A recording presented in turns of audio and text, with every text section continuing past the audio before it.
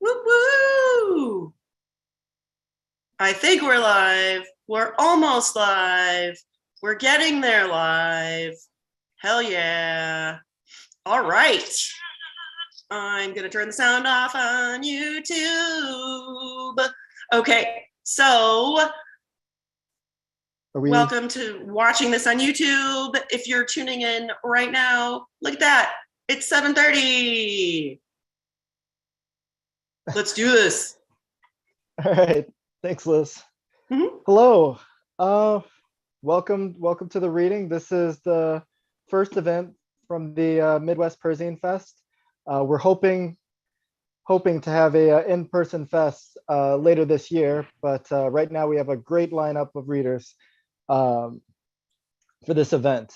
Now, I guess the way I'll do this is I'll introduce everybody just one after another, and they'll say a little bit about themselves, and then we'll go right into the readings. So we'll do it that way, if that's okay with everyone. All right. Hey, Jonas, we're only seeing the bottom half of your face. Oh, my goodness. I thought that was an aesthetic choice. As did I, so it was working. Yeah. I thought maybe you were like, I'm wearing a cool big black t-shirt. I thought maybe that's where this was going. That's exactly it. So I got nothing. The first two readers we'll discuss will be Liz Mason and Julie Halpern. So Julie Halpern has been writing cul-de-sac with her childhood friend Liz Mason since 1997. Julie is also the author of the zine Get Well Soon, which she turned into an award-winning young adult novel. She is the author of 6 young adult novels, 1 novel for adults, and 1 picture book, illustrated by her Caldecott Award-winning husband, Matthew Cordell. Along with working on the next issue of Cul-de-sac with Liz, Julie is also substitute teaching, bizarre, sewing lots, including pouches in good fortune, a free fortune in every pouch, and enjoying her family, 2 kids, a husband, a cat named Norbert. Learn more at juliehalpern.com and Instagram at julie.halpern. Do you have anything else to add here? Or is that... That was lovely, thank you. No, I was futzing with my hair a lot before we got on, just because I substitute taught this morning with kindergartners, dual language kindergartners, and my alarm didn't go off, and so I had to like rush to get ready this morning. But then there was this big sale at a sewing store in Evanston, and so I didn't like bother getting ready this afternoon. So that's why I was messing with my hair a bunch, and the kindergartners were very funny. Then this one kid kept saying, why do I keep farting? Why do I keep farting? And I said, do you have to poo? Like, these are the conversations I had today. So thanks for being here tonight. Excellent. Liz Mason. Liz publishes zines with names like Cul-de-sac, Caboose, and Awesome Things. Her work has been in places like Broken Pencil, Punk Planet, the Zine Yearbook, and the back of the toilet of her friends' houses. Yes. She is the manager of Quimby's Bookstore, where she has worked since 2001, and also exists in a state of perpetual arrested development. You can find her on the internet using the handles at Caboose Zine or at lizmasonIsAwesome.com. Liz, do you have anything else to add? That's great. Thanks, Jonas. Excellent. Next up, we have Nichole Bael. And I had the pleasure of making this intro up myself. I think it's a good one. So thank you, Jonas. Okay. Liz's pronouns are she, her.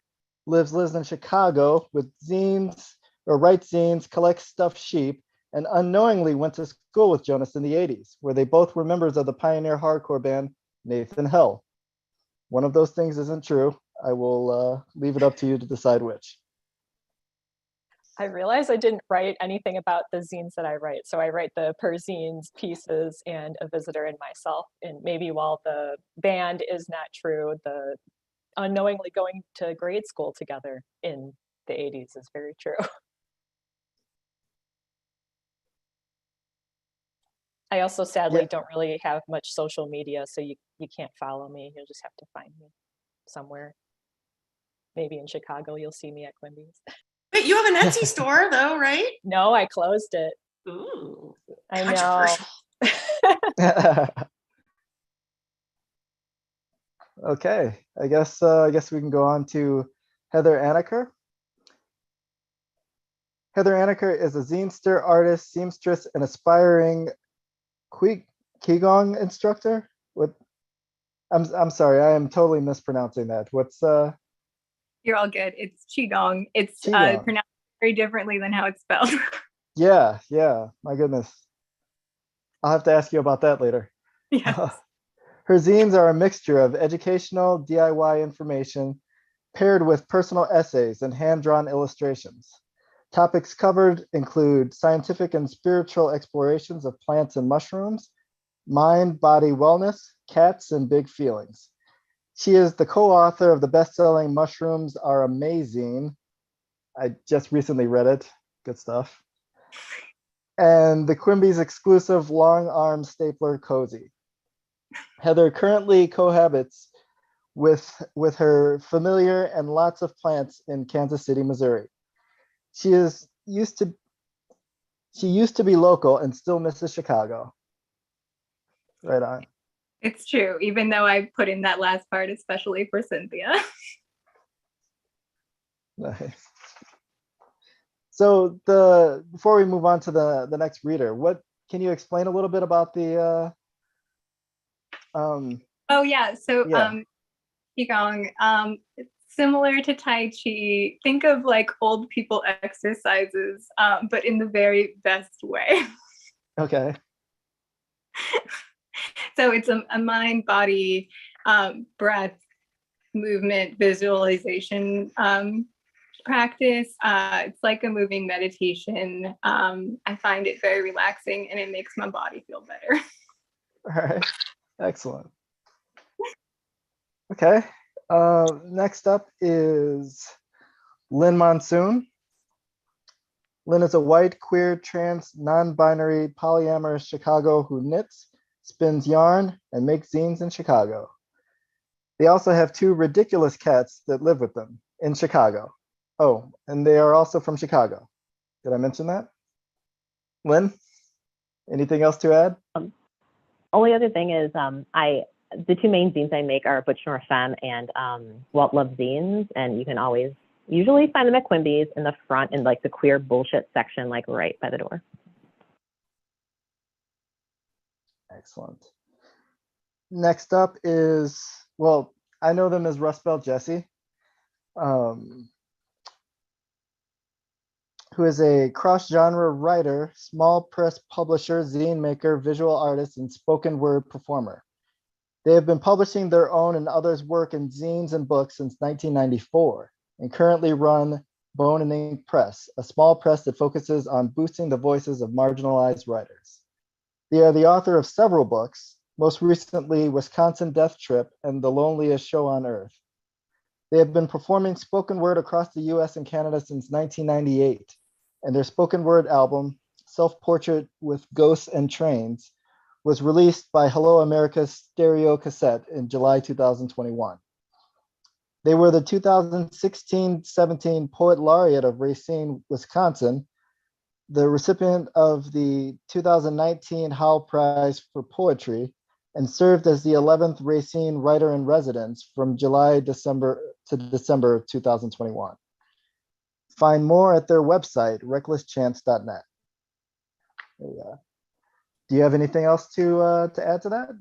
Just a couple things. One, that my website is actually currently under construction because I moved it to a new server and I'm rebuilding from scratch. So, but in the meantime, if you just like Google Rust Belt Jessie or Jessie Lynn McMains, I have like a link tree and stuff that has links to like my recent things, which also includes, I actually did a series of videos about writing and publishing perzines, kind of like a mini class, but I just put it in video installments, that is on my YouTube channel that you can find if you like search me. And the only other thing I wanted to say no importance at all unless you're like a super 90s pop culture nerd like me. And that's that today is Rex Manning Day. So damn the man, save the empire. Right on. All right. Next up, we have Red Schulte, and a really good friend of mine. And everyone's a friend here, but yeah, Red, they, them, is a queer non-binary femme educator, community organizer, and zinester. They are a member of the Support Hose Collective, Hacking Hustling, Midwest Perzine Fest volunteers, and helped coordinate Justice for Alisha Walker Defense Campaign. They are also the former worker owner and the previous zine coordinator for Blue Stockings Cooperative. They formerly organized with beloved comrades Survived and Punished New York, Red Canary Song, and Survivors Against SESTA, which has now sunset.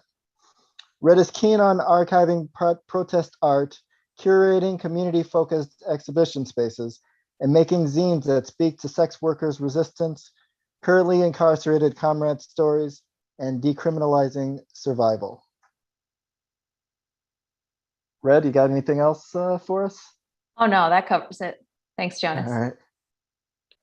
And last but not least, we have Alisha Walker. So Alisha is an activist for sex worker rights and prisoner rights, among other issues. She was incarcerated for about 8 years, where she learned her love for art and poetry. During that time, she drove into greater meaning by joining the Support Hose Collective. In her spare time, she loves to hang out with friends and her 2 dog babies. Alisha, would you like to add something?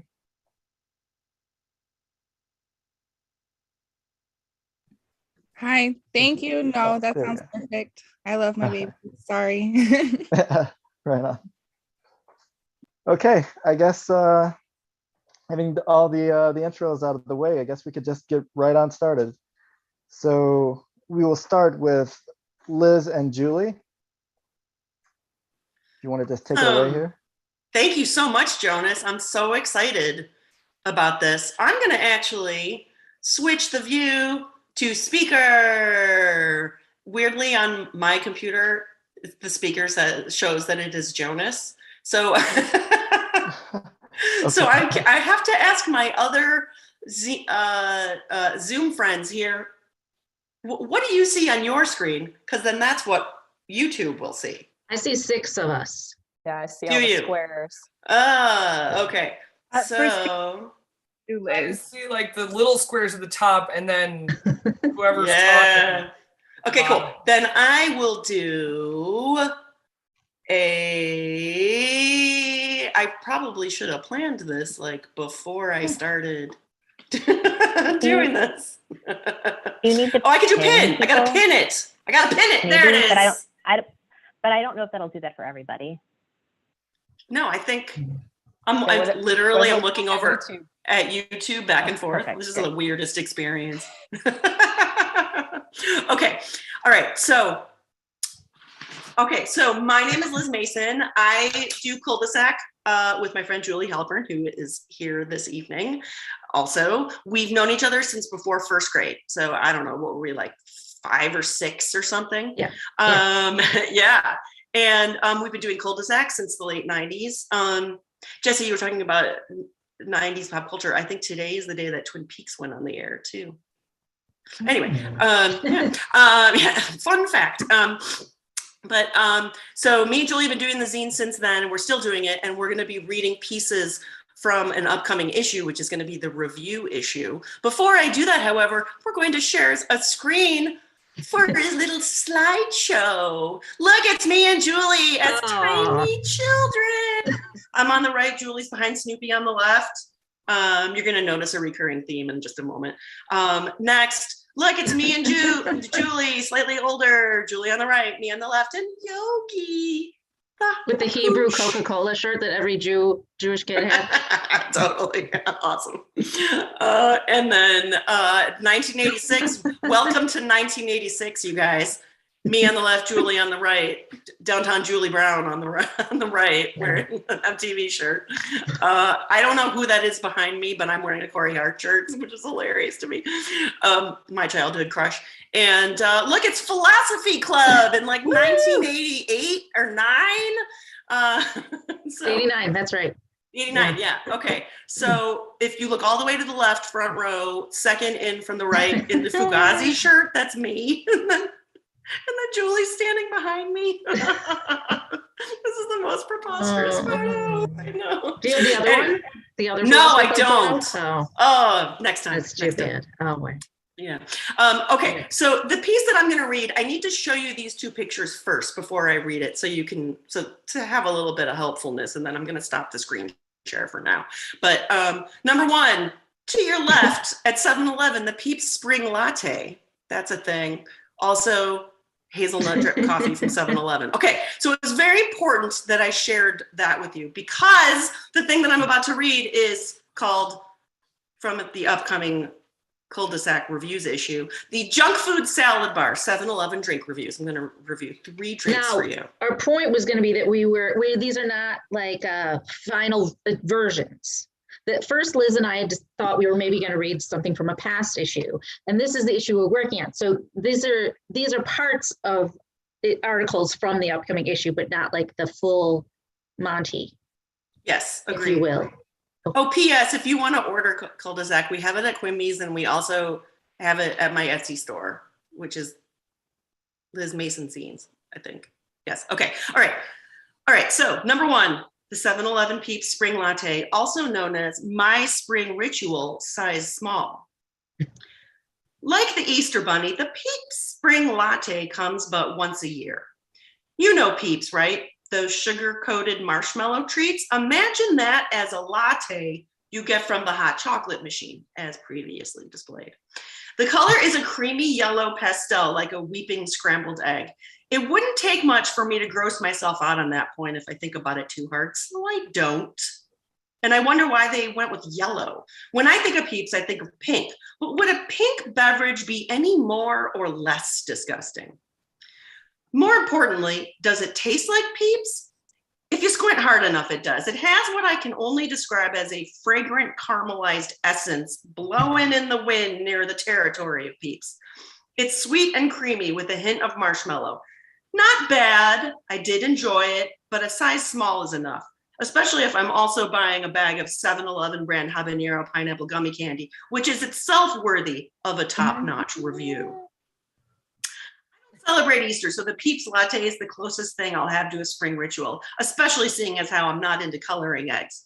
Rating, 8 out of 13 pagan fertility seasonal equinox rites.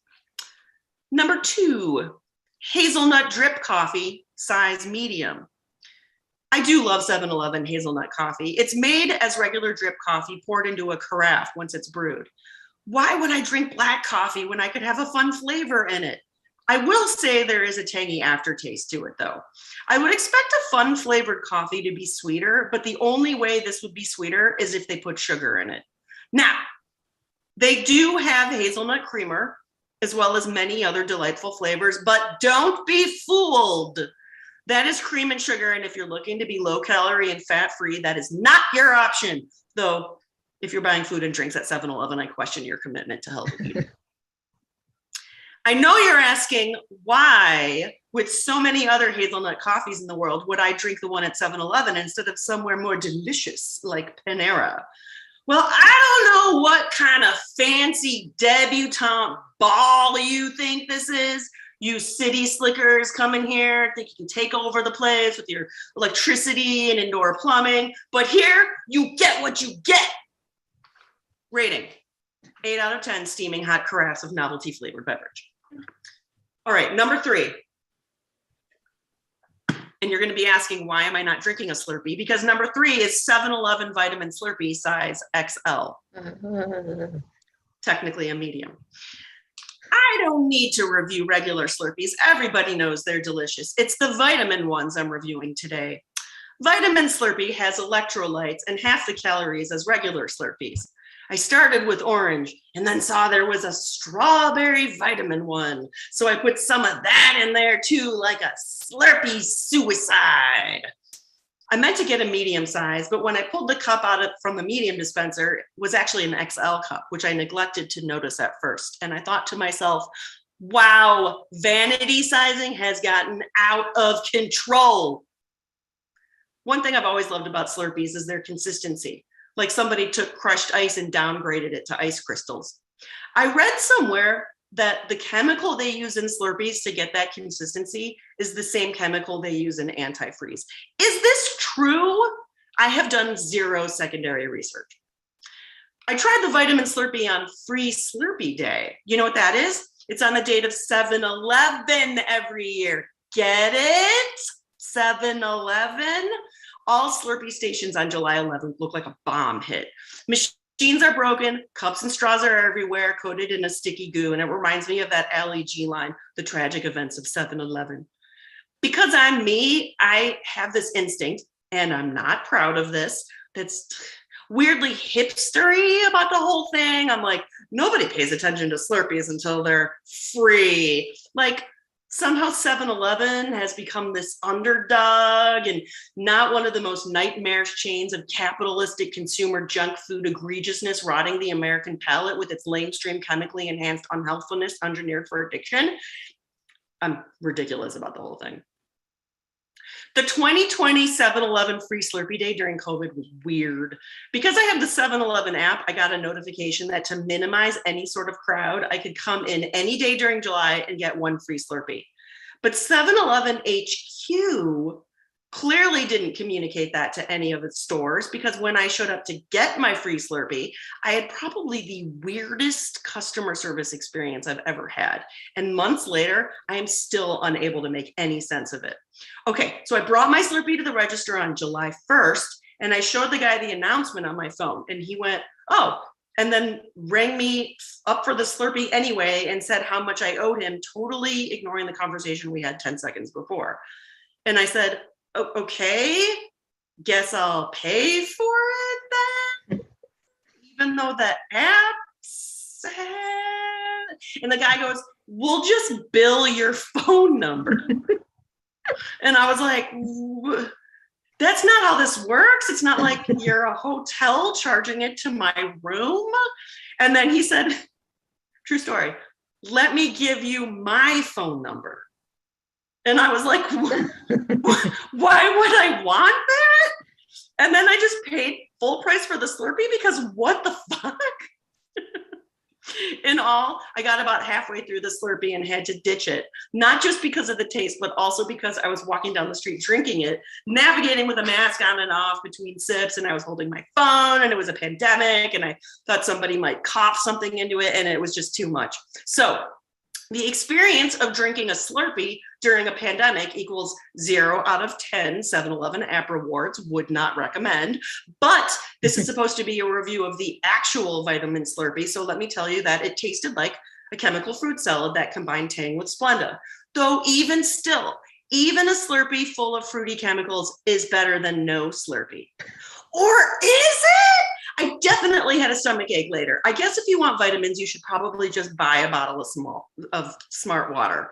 Rating, 5 out of 10, easing the juices, as Pauly Shore would say. And now you know what to drink at 7-Eleven, and I expect a full report. And that's the news, I guess. Okay. Did I miss it? I think I did. Julie, it's your turn. Thank you. Let me know when you're ready for me to queue up the share screen. Okay. So. Oh wait, hold on. I gotta unpin me. Wait, okay. Hold on. I'll talk while you're unpinning. Okay.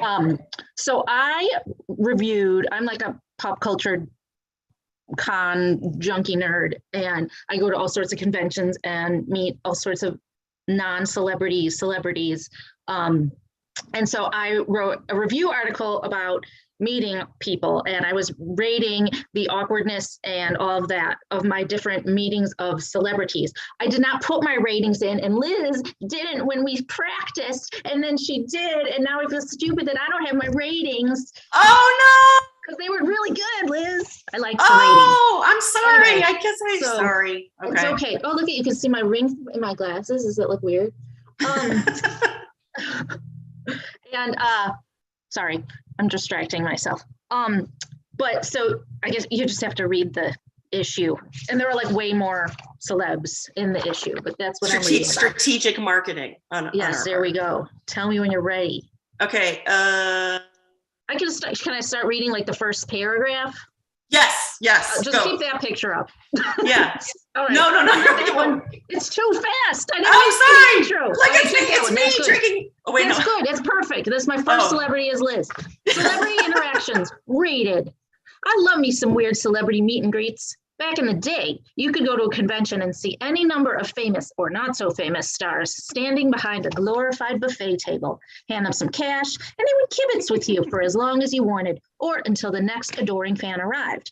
The celeb would walk around their table, throw the arm around your shoulder, and let you take a billion pictures for one low price.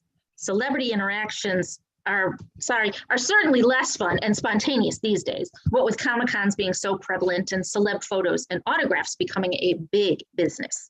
Nowadays, they are heavily guarded, so you can barely catch a glimpse of the celebs except from far away or behind a curtain. It doesn't matter how famous or how barely famous the person is, you will be charged a ridiculous amount of money for a minuscule, awkward encounter. Is it worth it?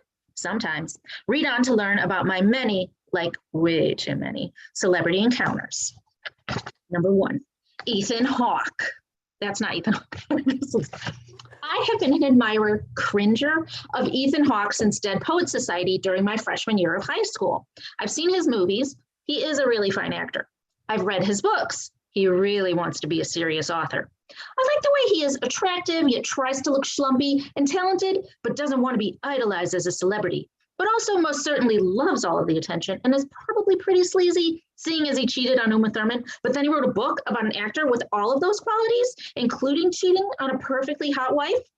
So when I found out how he was going to be at Chicago's Printers Row Book Festival a few years back for the graphic novel Indio that he wrote with artist Greg Ruth, I knew I needed to meet him. He's not the type of celeb you would normally find at a convention booth, so this felt like a rare opportunity for me to be a dork. I'm actually having trouble writing this because I am so embarrassed. I'm not writing right now, as you can tell, just FYI.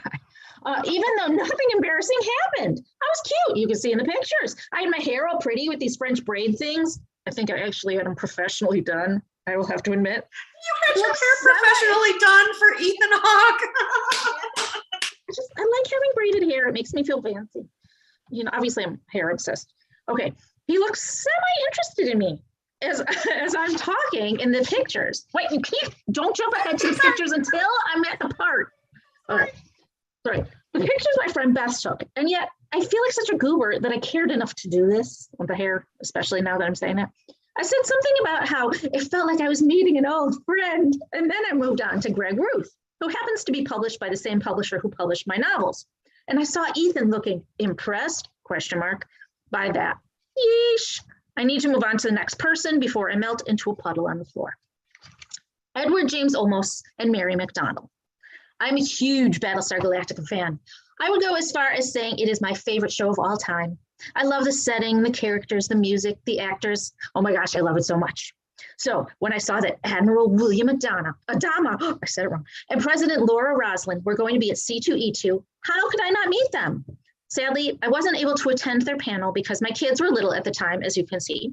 But I did watch it live streamed and cried, like hysterically, when Edward James Olmos led the audience in a rousing declaration of, "So say we all." Oh my God, I really did cry.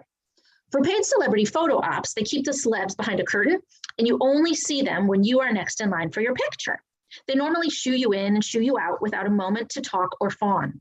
My kids were dressed as Rey and BB-8 from Star Wars. I meant that little BB-8 costume. So Mary was all over their cuteness. That gave me the opportunity to swoop in and connect with my television dad. I asked if he would say to me, and this is a theme with me, I guess, because this comes later, but this is a line from Battlestar Galactica that he says to my favorite character, Starbuck, and then she answers him back. So this is what I had him do. I said, "Will you say, 'What do you hear?'"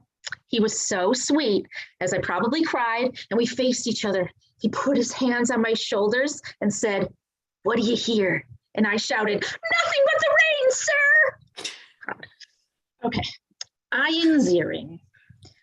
Ian, pronounced Ian, played Steve Sanders on Beverly Hills 90210, and he appeared at Wizard World prior to the current behind the curtain celebs times. It must have been around the time he was to appear on Dancing with the Stars, because his shtick was to come out from behind the table and ballroom dance with me. I was slightly mortified because I don't really know how to be led in dancing, but the hilarity of it all was that I kept calling him Steve, like multiple times. He corrected me. "Ian, it's Ian." Me and Ian. But don't we look cute? You can always tell how happy I am meeting these people because I have these hilarious faces. All right, best for last. Now, Liz and I, don't go to the next picture yet, Liz. When like maybe our first issue of Cul-de-sac 700 years ago, I wrote about my obsession with The Never-Ending Story and Noah Hathaway. And so this is why it's best for last, because this was like 1,000 years in the making. It gets longer every time I say it. All right. For those of you who read the early issues of Cul-de-sac, you should be aware of I don't know why I just said this early, my long-time obsession with The Never-Ending Story and its star, Noah Hathaway, who played Atreyu. As a kid, I was in love with his swingy long locks and his hero's bravado. I went on to enjoy his starring turn in the delightful horror flick Trolls. And that was pretty much it. One year, he was supposed to be at Wizard World in Chicago, but when I arrived at the convention center, I heard the sad announcement that he was canceled. Don't cry for me just yet. A few years later, he was scheduled at Wizard World again. This appearance coincided with a visit from my in-laws, and I didn't want to combine family time with Atreyu time. Not after waiting 20 years to meet him. So what did I do? I asked one of my students, who was then in high school. I was a school librarian, just so you know. So this person was then in high school to meet me at the convention and hang out while my husband entertained his family at home. Is that weird? Who cares? This was during the halcyon days of actors waiting at their own booths and taking their own money, as opposed to having to buy more expensive tickets, dealing with lines and handlers, and making it a more professional spectacle. Harrison, my student pal, and I circled the area a few times. There was Noah, looking older, but still very good looking, hanging out at his booth with no visitors. I had to work up the nerve, but when I was finally ready, I handed my camera, this was before we used phones as cameras, to Harrison and went in for the moment. Noah was so nice. He was genial and I was gushy. And I asked if we could film a video where he asked if I would hunt the purple buffalo with him. And he put his arm around me and looked at me and said, "Julie, will you hunt the purple buffalo with me?" And I shouted, "Yes, yes, I will." It was the cutest damn thing you've ever seen. So I don't even have like a conclusion because. So say we all. Yeah, so say we all. That was lovely. Thank you. Thank you. Thank you. That was terrific. Thanks. Thank you. Well, next up we have Nichole. You can launch right into it if you like. I don't know. Liz, did you pin me? I'm pinning you right now, baby. I like this. I'm going to continue on the nostalgia train here. I have a new thing that I have written just for this lovely reading tonight. Maybe it'll be in a zine sometime soon. Maybe this is what gets the ball moving and me doing a zine after not making one for a couple years. All right. This is called Sandy. I met Sandy on a UBB, the Ultimate Bulletin Board, in 1998. So we're continuing the 90s thing here. Her alias was Infinity, and mine was Shatter, later to be Shatter Reborn because I lost the password and couldn't recover it or some shit. What I remember of our first interaction is this. I ended some angsty post with a subtle yet dumb joke about Final Fantasy, and no one got it but her. I had a lot of internet friends as teenagers, but the internet was different then, and these were the sort of friends whose names you'd never know, let alone what they look like. We had to trust that the 16-year-old girl we were chatting with on ICQ was really a 16-year-old girl. Everyone's parents preached an updated teenage version of stranger danger, but this was made for when you surfed the web. Never give out your name. Never give out your address. Never, ever share photos of what you look like with anyone. Despite these rules, I became good friends with Sandy. It was like getting to know someone without knowing all the logistics. Maybe we didn't know each other's names at the time, but we knew so many other things, weightier things. The things only teenage hearts really experienced and understood, like bad first crush breakups, how romantic video games can be, or lamenting about the new time restrictions my parents placed on internet usage after school. Sandy and I were learning how to code, like HTML and CSS, and we made websites using frames and filled them with stories and poetry and art. I check her site every day, waiting for an update, eager to read something new. My friends in high school, my supposed real friends, usually spent their weekends driving around, smoking cigarettes with boys they'd meet in bowling alleys. No one was really interested in trying out the new grunge brushes I downloaded for the pirated version of Paint Shop Pro I had, or helping me figure out how to remove the stupid underline from underneath links. Because I met her on the internet, I believe Sandy would never count as a real friend. Kids at school were mocked for meeting people on the internet. I guess the 90s was a different place. And even if one day I pushed all that stranger danger bullshit aside and said, fuck it, I'm gonna fly out and meet this girl, I probably never would.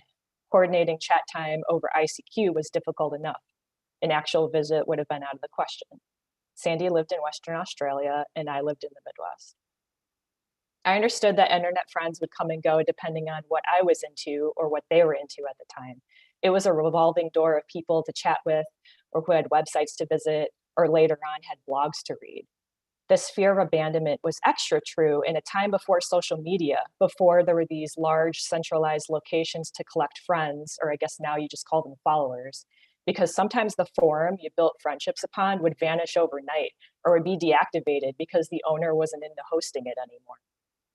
But as with all of life, there are exceptions. Sandy and I became closer.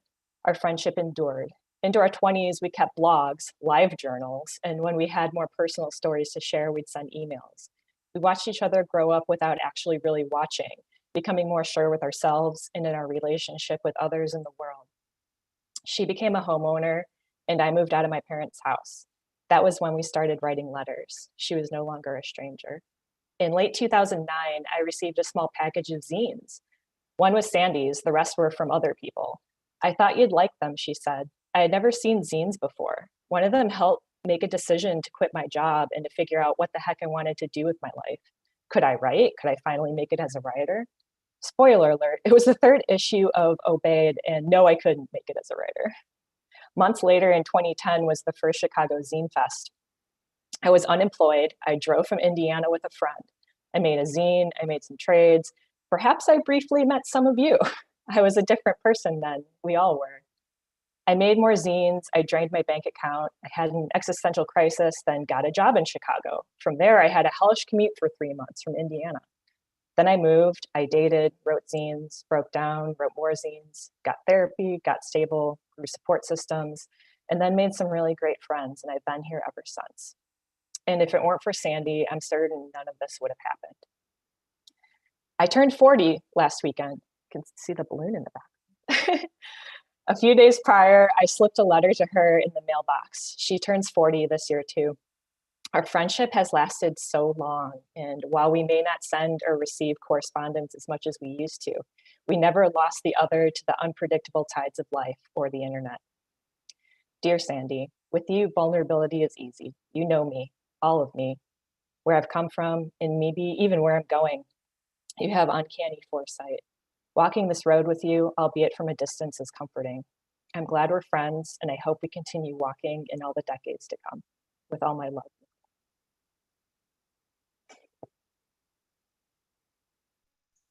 Thank you. That was absolutely beautiful. Thank you, Jonas. Yeah, I don't know, connections like that that span so much time and don't hinge on anything convenient, like, yeah, any sort of convenient channel, the insight in mind kind of thing. Like, yeah, I love that. That's a nice way to put it. Yeah, but thank you so much for that piece. No problem. We'll... I hope we all could reminisce a little bit about late 90s internet. For sure, for sure. Okay, so next up we have Heather Anacker.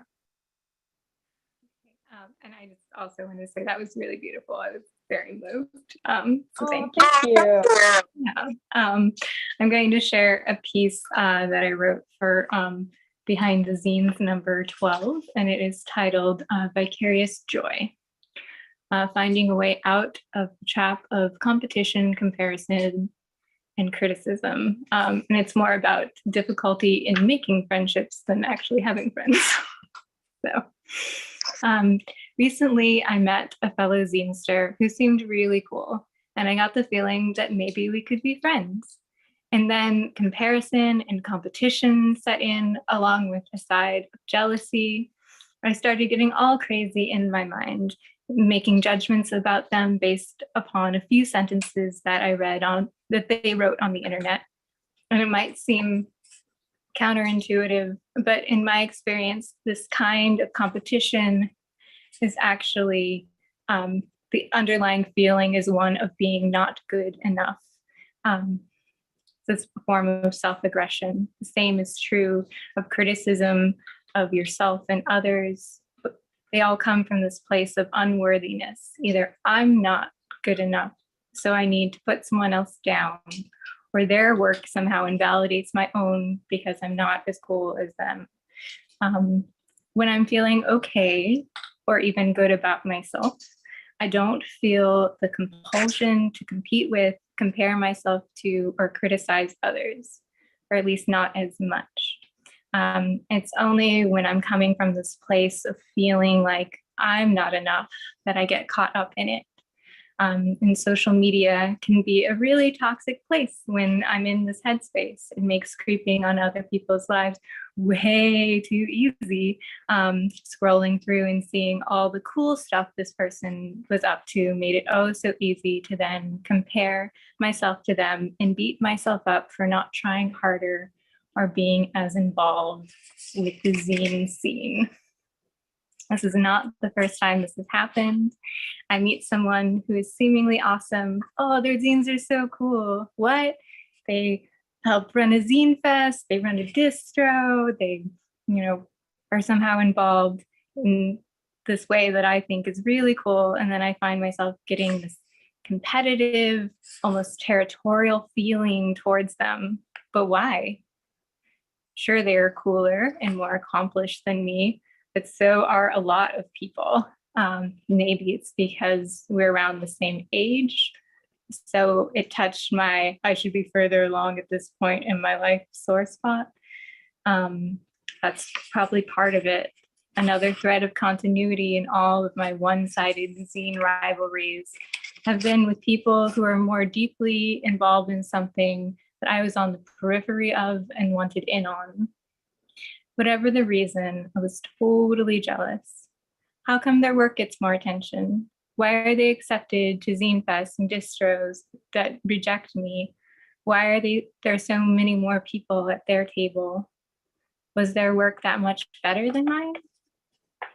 And I will say here that it's actually super hard to compare zines because they're all so different. Totally different styles, content, aesthetics. So then why was I doing it? And why with these specific people? Whatever the reason, the competitive, jealous, judgy part of me latched onto them as examples of people who have something that I wanted. And instead of being happy for them, I used the cool zine projects they were doing as a way to criticize myself and them. This is some bullshit capitalist scarcity mindset brainwashing at work. There is, in actual reality, enough room for all of us to be awesome. Their zine projects don't take away from what I'm doing. No one else can make the zines that I make, just as no one else can make the zines that they make. It's also personal and unique. It's not like there's a finite amount of zines that get to exist in the world. Thank goodness. I'm learning slowly to hit pause when I start comparing myself to other people. Someone else doing an awesome zine just means that there is one more awesome zine that gets to exist. I can be inspired by what I see other zinesters doing instead of feeling like I wish I was as involved as them. I can actually participate more and do more to be part of the scene. It's also a bad idea to project my own insecurities and neuroses onto other zinesters who don't even know these people, not well anyway. I have the smallest window into their lives. We could even be potential friends. So when I find myself getting caught in a competitive, comparative, judgmental thought spiral, these things help. Pause. Feel the feelings without getting caught in a story about them. Talk to a friend, someone who can help process the feelings without shame or judgment. Own and speak the feeling. Name it out loud to a supportive witness. Focus this energy on creative projects or even just cleaning and fixing shit around the house. Know that I am not alone and everyone feels this way sometimes. Take a break from social media or whatever is stirring up these feelings. Give myself space to tune it all out. Once you quiet the intruding thoughts and images, it's easier to get to the root of where these feelings are coming from. Stay curious. What's behind the uncomfortable feeling? When insecure feelings creep up, catch them in the act and see if I can use this as an opportunity to reflect. Instead of being competitive, critical, and judgy, try wishing someone well. There is a concept in Buddhism called mudita, which translates to vicarious joy. This is a state where we can be happy for the joys of others. It's the opposite of Schadenfreude or Schadenfreude, a German word for the experience of joy that comes from the miseries that others experience. Mudita meditation is used to cultivate appreciative joy at the success and good fortune of others. It is also a difficult practice to get good at. Imagine what it would be like if our default was to feel vicarious joy for other people instead of acting from our insecurities. I'm obviously not there yet, but I'd like to get good at it someday. And that is all. All right, thank you. Another great reading. If everyone listening out there, if you haven't already picked up on it, the theme for the evening is friendship. We really felt that if it's not at the core of Perzines, it's really close to it. It's tied to it. And personally, I think after making a zine and seeing that it expresses everything that I wanted it to express, just emotions, thoughts, experiences. After that, the only good feeling that I get out of it is when someone else reads it and connects with it. Not just in a way of, oh, I like your writing, or this worked and this made me feel this, but really connecting with that person, using it just as a sort of conduit. And when I first started, I never actually suspected that would be the main thing, is just the people that you can reach out to with your zines, and not necessarily just the impression that you can make. So there's that, and I appreciate everyone expressing their thoughts on that and in whatever variation it takes. Moving on here, we have Lynn Monsoon. You'd like to take it away? All right. Yay, I'm Lynn. gonna try to share my screen. Does that look good to everybody? Just Jillian Anderson looking, David Dakota's face. Great. Okay, so it's funny. That was great timing, Jonas, because I feel like I am not going to talk about friendship unless you can talk about sort of the relationship you have with like something you're working on, because I worked on this particular thing for a really long time. So I'm going to be reading a piece from this zine, which I actually finished back in 2018. And here is sort of like the first like little thing that I say in the zine. But what I'm actually going to go into is a sort of longer story about like making the zine, which is also in the zine. But all right, so and this is all going to be about the X-Files. So we're going to keep on with this like 90s-ish theme also. I started watching the X-Files during the very first season. I was 14 at the time, and I had just started high school. I watched almost every episode, taping them off of the TV. Remember that? Or having them taped for me when I couldn't watch them live. This continued throughout high school and even college. I was singing in a university-run choir that was right next to campus. So I taped those episodes pretty religiously to watch later.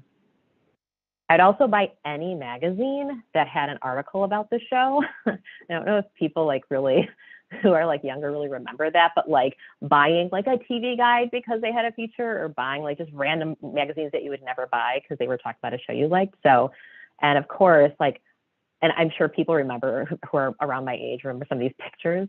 And of course, especially if Gillian Anderson was featured in them because like gay.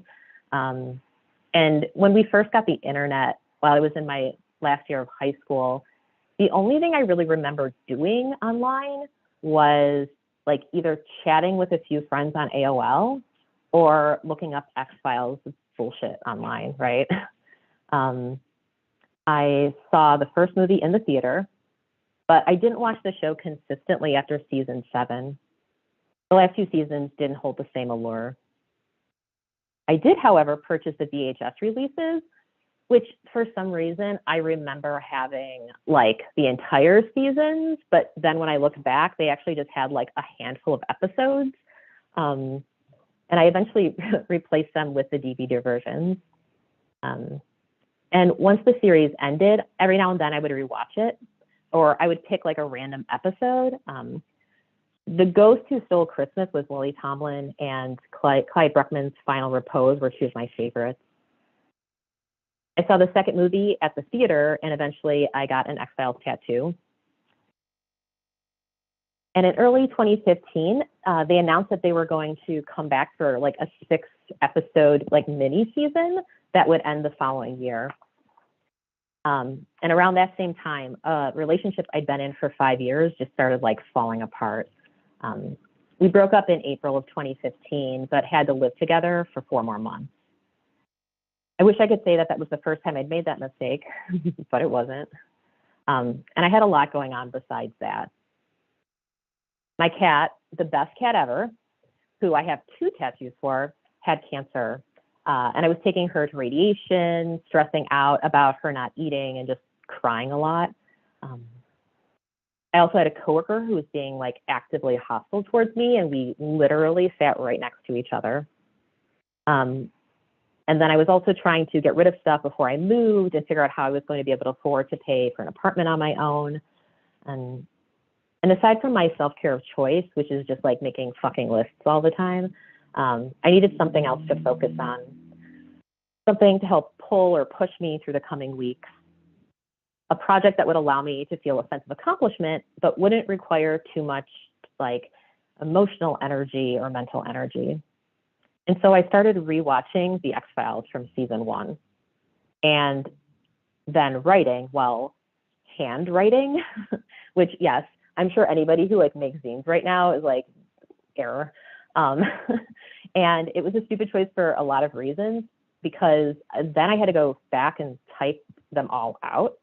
And then I regretted it even more when I couldn't read my handwriting in some places.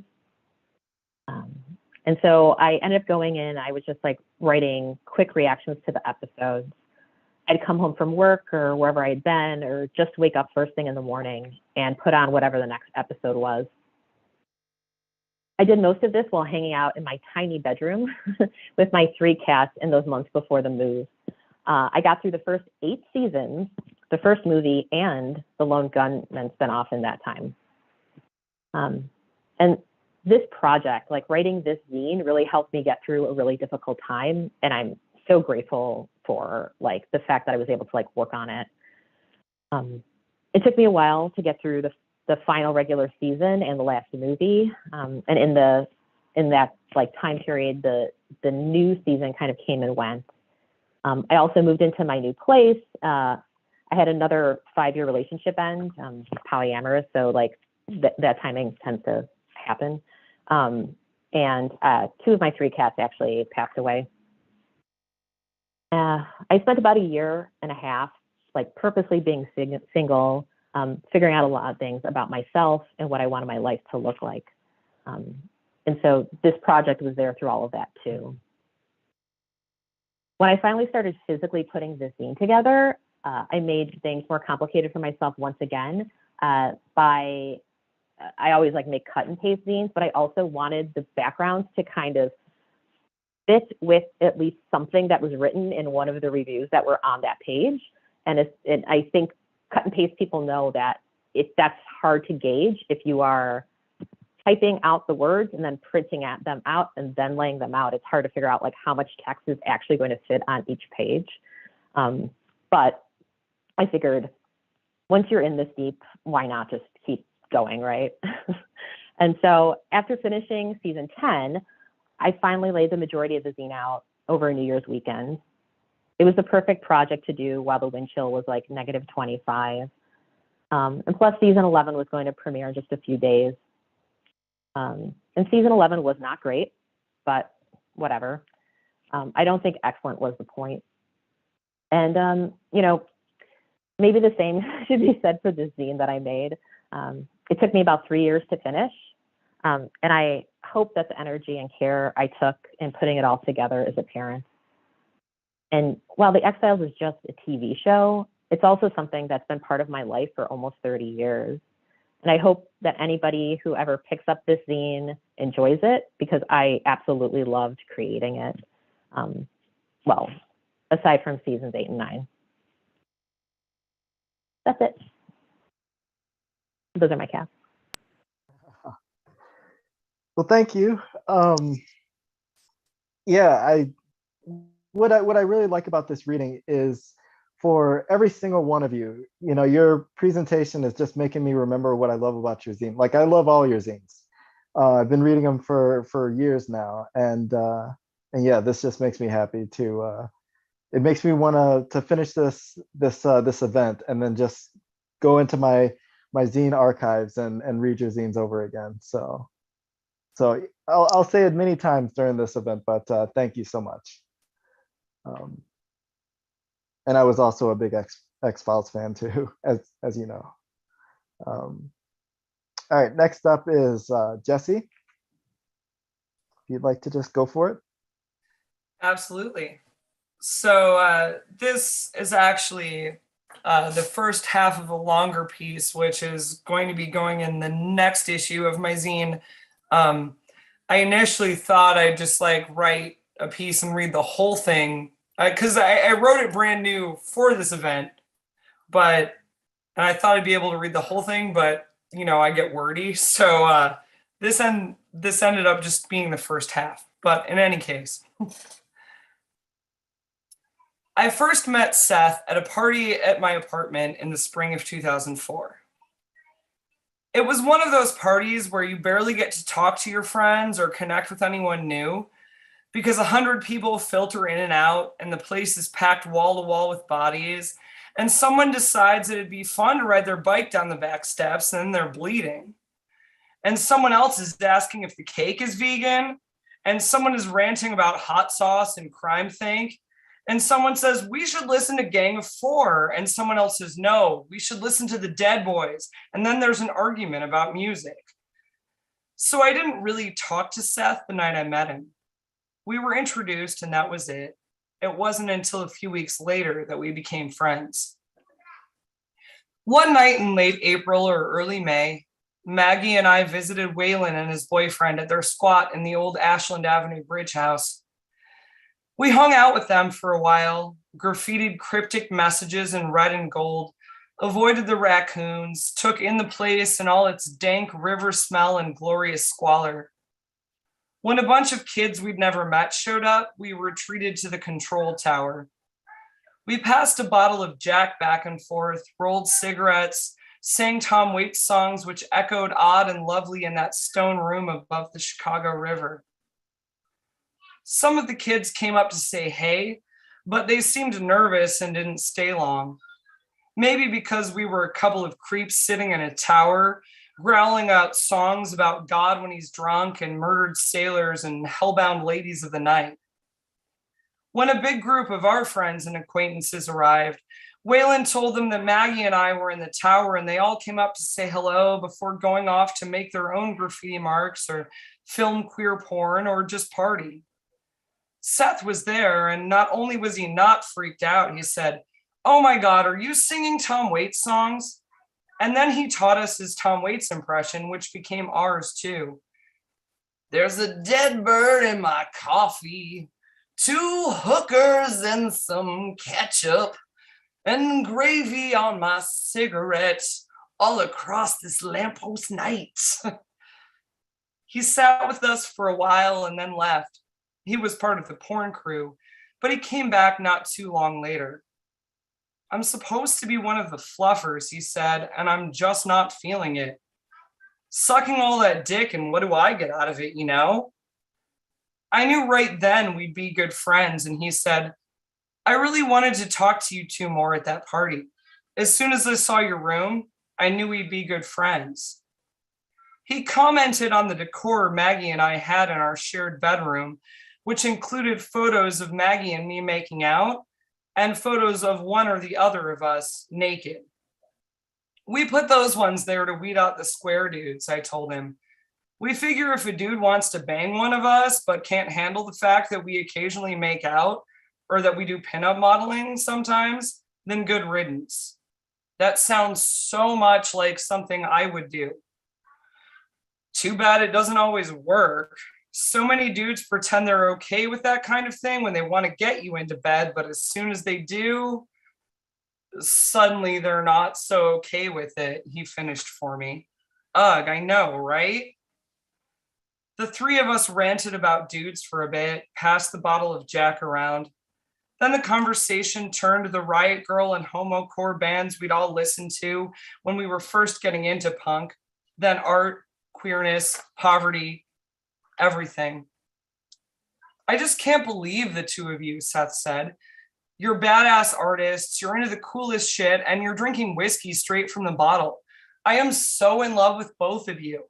It's too bad I'm not into cooter." We all laughed so hard whiskey came out of our noses, and I said, "You can be in love with us in a platonic way, Seth. We love you too."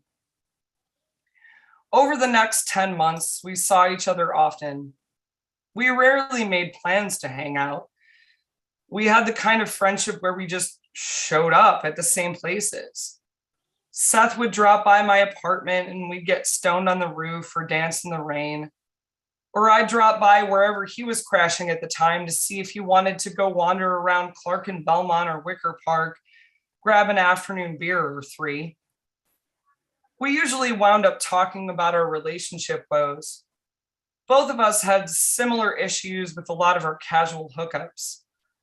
They were fine to sleep with us, but never wanted to actually date us because, well, Seth was too brown and too femme and too stoned.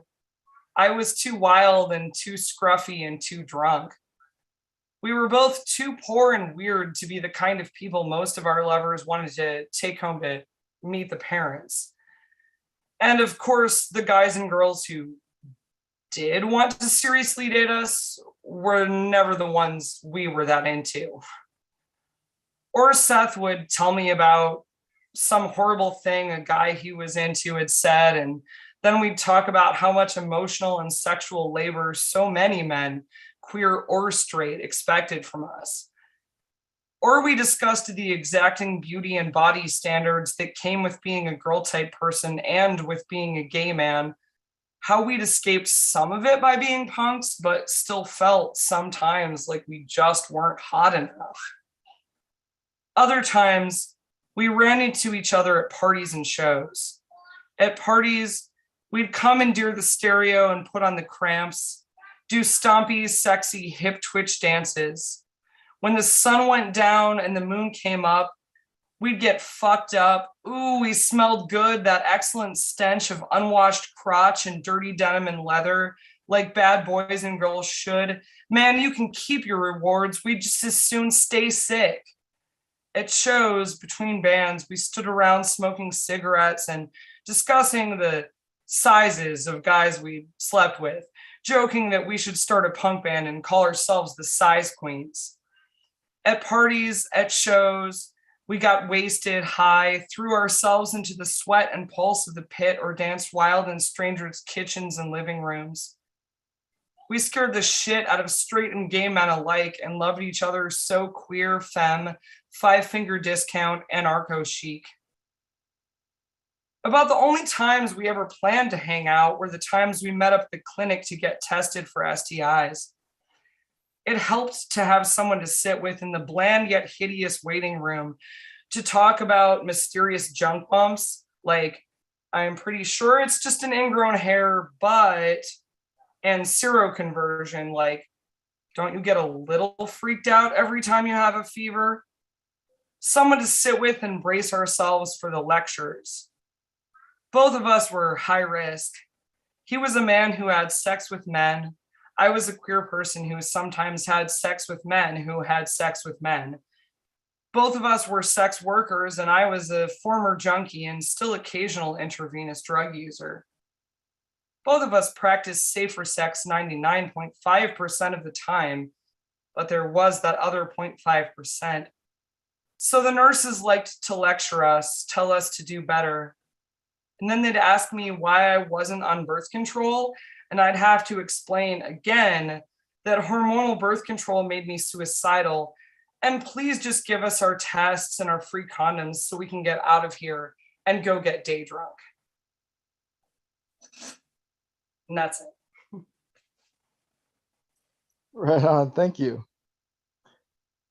Let's see. So we have a couple more readers left. The first of which will be Red. Do you want to take it away here? Yeah, thanks. Oh, y'all, I've been loving all of these so much, Jessie. I love that. So I'm going to read from two different things. The first is a Perzine that already exists, and I can tangibly hold it in my hands. And the other thing is on the strange phone device a piece that I'm working on. But first I have to say, I would not have started writing zines again, I don't think, and I feel pretty confident saying this, had I not met and connected with Jonas when I moved to Chicago. And so pretty much every zine endeavor that I started undertaking in like 2012, 2013 forward, I like have to credit Jonas, and am more than happy to. I love you, friend. Thank you so much. Thank you so much for your words and for your friendship. So I have to start by saying that first and foremost. And then second, this Perzine, which is ultimately a zine about surviving.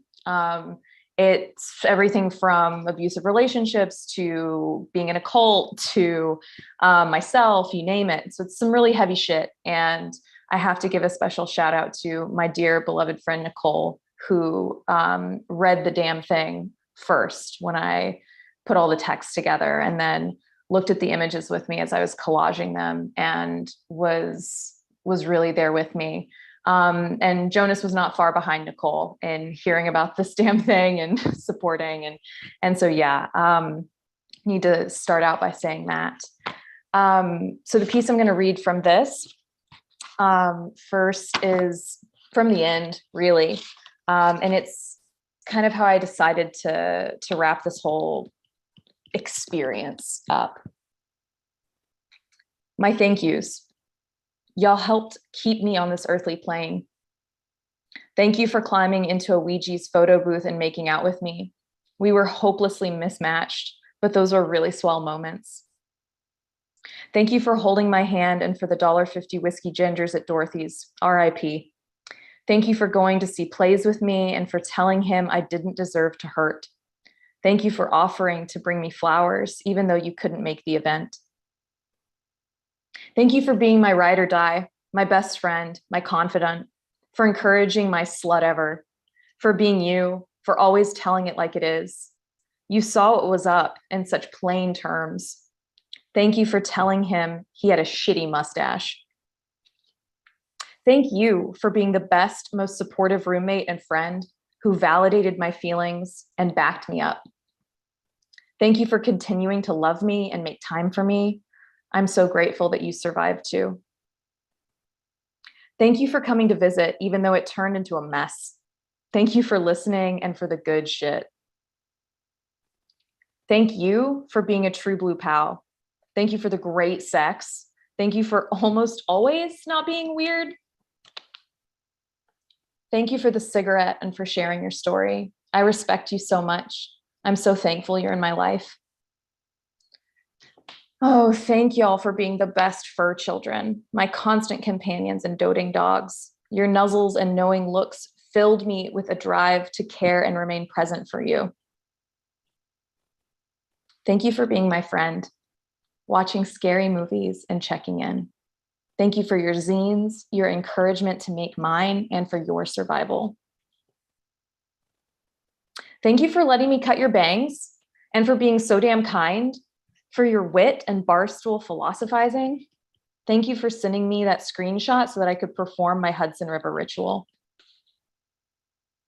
Thanks for being ready, willing, and able to beat the shit out of him with a baseball bat, even though you barely knew me. Thank you for your acknowledgement apology, our history, and your love. I don't care that you mail things out late. They're always the best of things. You are a dream come true. Thank you to everyone who listened and took heart what I shared with you. Thank you for helping me hold my boundaries. And thank you so damn much for helping to co-curate a loving, supporting, and mutually respectful community of two with me. Thank you for enduring several storms, for challenging me in ways that felt generative and safe. Thank you for planning trips with me, for coordinating with our friends and family. Thank you for making a cared-filled life with me. That's from this one. It's called Revolutionary Scorned, a Perzine about surviving. Yeah, it's a lot, but ending with the thank yous was really important to me. And then I'm just going to read the introduction to this new thing that I'm working on called, right now it's called Recovering and Creating Memories with My Dead Friends, a Perzine. So yeah, heads up, I'm talking about death. I'm talking about missing people, loss, mourning, and what we do when our friends die. So if that's a lot, you might want to take a step away. You might want to turn the volume off of your computer and just do something different and walk away from me right now if that's like a little too much. What do you do when your friends die? When members of your chosen family die? When people who are expected to reach old age die in their youth instead? How do we go on? How do I go on? How does this fucking world go on without them? This is one attempt in memoriam. I've been writing down memories of my dead friends and family privately and also in a limited publicly way online to commemorate moments we've shared, to honor their existence and lights, and also because I'm really, really fucking sad. I miss them. This writing and remembering is only part of the memory work I would like to do. I'm limited, like we all are, by how much grief we're allowed to show, how much time we can afford to steal or take away from bosses or others, curbed by how strange some of our rituals may seem to others, bound by place and access and money concerns, because of fear of hurting others or, quote, not having the right words to name our sadness, and fucking alienated because people don't fully grasp our rage and our heartbreak at the world and sometimes even at our dead friends and at ourselves. It is painful to look, to write, to remember, but the alternative, to not speak their names, to not hear their voices and the echoes of my mind, to not turn their letters or photographs over in my hands, that feels even more unthinkably painful. I very much feel like I will mourn forever. I wish we, in this USian context, embraced collective mourning and grief work a lot more. I, of course, wish we did and did not do a lot of things more. I wish it was permitted for us to stay in madness, to be in explosive guttural dissonance, to weep and scream and express in bodily fits our despair and not feel like our burdens, like this is a burden, or to be punished, threatened with punishment, or even ostracized for these things. I wish the fullness of our lives with others could be honored, that ugliness, hurt, and all of it, and still allow room for compassion. How can we create authentic spaces for breaks with shared reality? How can we show up in our madness? How can grief teach us about all the shit those little pretty squares on Instagram say it will? This Perzine is part of a constellation of memory work I want to weave for myself, for everyone no longer breathing, and any of y'all that this may incite toward comfort and grace for yourselves and for your dead friends. Some of these things happened. Some of these things I'm visioning and creating to soothe the wounds of never having the opportunity to do or say anything to my loved ones again. Not really. Not in this shared reality. I'm constructing some memories instead. And so that's a thing. That's a whole thing. And thank you all for having, for creating a space to share new work. So many people are sharing new work on this, in this conversation, and that makes me really, really excited and happy and grateful. And my BFF is going next, and is going to read some really moving, incredible pieces. And Alisha, I gotta say, and Donna, I know you're watching too. Y'all, our zine making practices together have saved my life more times than I can fucking count. Alisha, yours and my relationship and friendship is just, I could not be more thankful. I love you. I love you so much. Donna, listening in, Boo, I'm so, so, so grateful for you. Thank you for everything. Yeah. Thanks, y'all. All right. We're just at our final reader for the night. Thank you so much, Red. I love you too. I almost feel like I want to take, we won't do this, but I almost feel like I want to take or need a few seconds to really process, just like I do when I'm reading zines. I just to take a sort of breather and just sort of kind of deal with the emotions that the piece made you feel, or the emotions that you recognized. I always thought of zines, at least Perzines, as sort of going into bear with me on this one. I'll only take a couple minutes and then we'll go into the next reader. But I always thought of it as sort of taking a trip into a forest, right? This forest that you think is sort of empty, maybe at night, and you just kind of tell all your secrets to that forest. And then you realize that there are other people in the forest also telling their secrets to nothing, to anyone that's listening or to no one that's listening.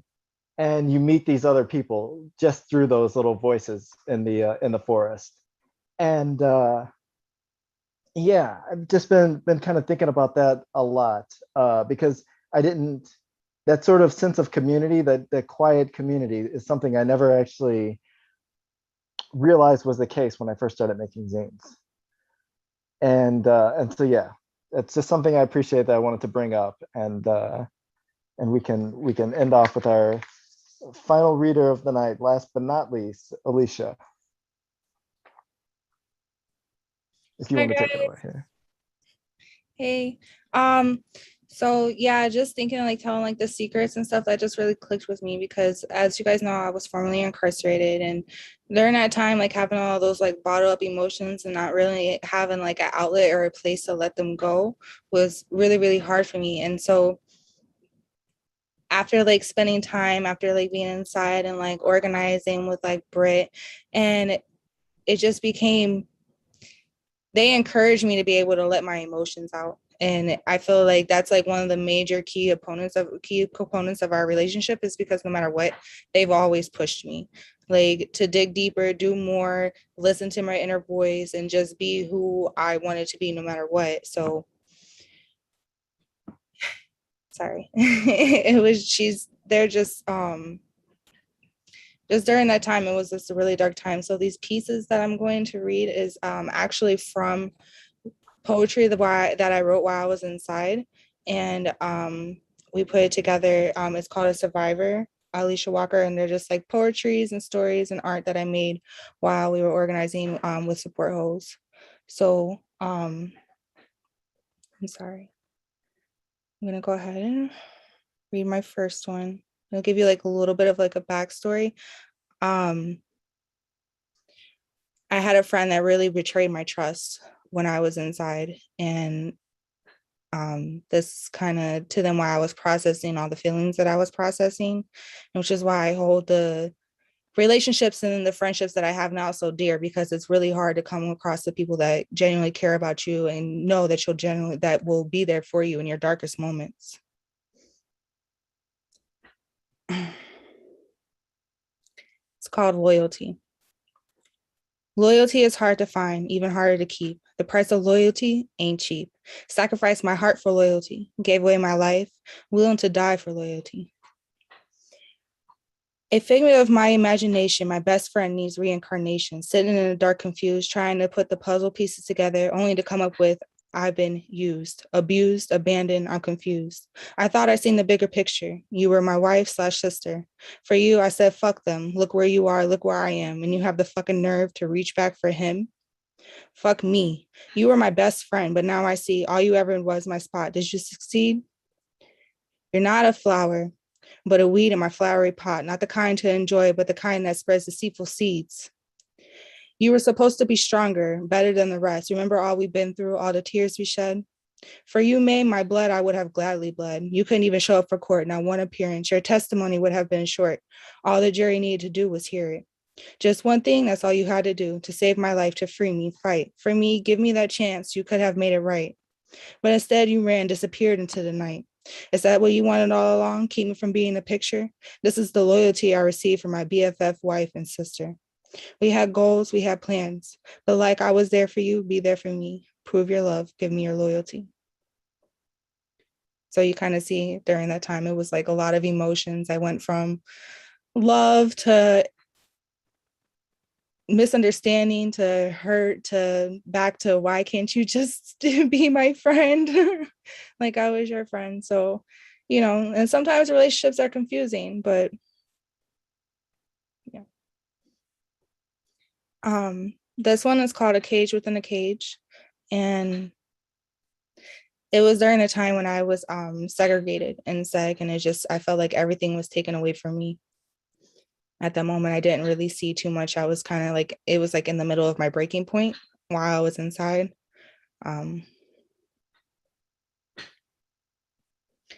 Sitting in a cage within a cage, rotting away, can't breathe, suffocating, no air. Please let me out. It's finally a nice day. They unlocked the door, but I'm still within the cage. Soaking up the sun, squirrels running rapid, breath of fresh air, barbed wire fence. My sight of sky still isn't clear. Makes me sick to my stomach to think where I could be. Finally a nice day, still not free. I just want to go back to sitting in a cage within a cage. Maybe the still air will numb this pain.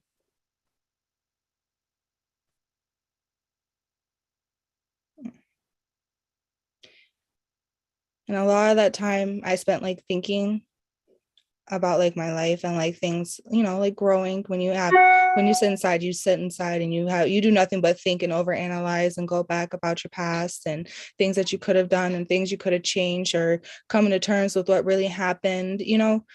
And so I wrote it's kind of just like a little list that I wrote to a younger me that I wish I would have known. It's called To a Younger Me.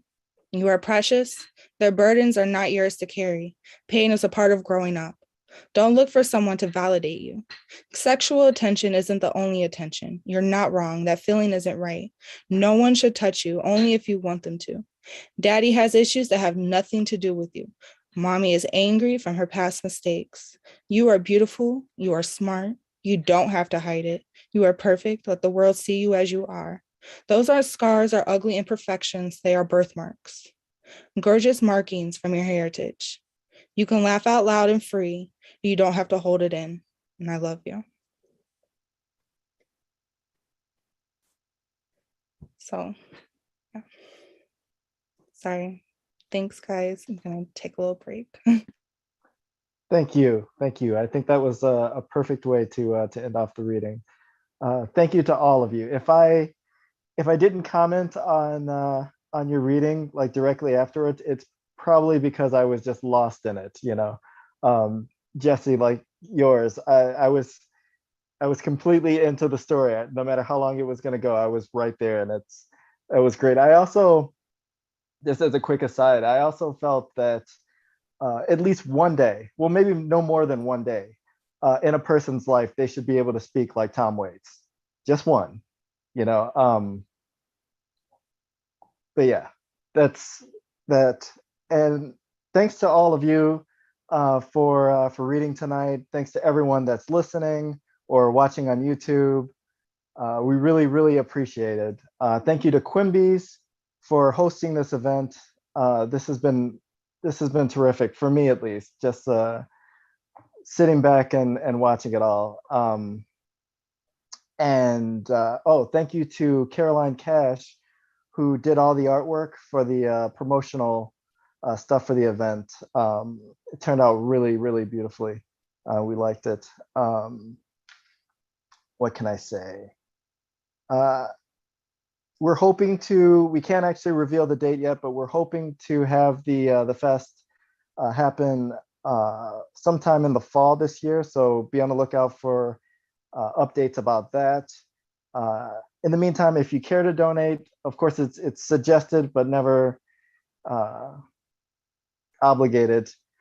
It's we have our PayPal, just with MidwestPerzineFest at gmail.com if you'd like to contribute to that. It'll be in the chat if you need that for reference. But yes, we'd be more than happy to receive anything you'd like to give if you so chose. And let's see here.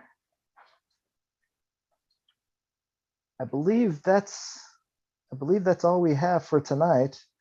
I don't know if any of you have any closing comments or thoughts that you'd like to make before we go. You know, speak now or hold your peace. I'd like to thank Cynthia Hannafin, one of the organizers for Midwest Perzine Fest. On my screen, they are in the upper right corner. Thank you, Cynthia, for all your hard work helping promote this behind the scenes. And thanks to everybody for doing an awesome job with the stuff that you read this evening. It was awesome. All right. Anyone else care to speak? Oh, wait.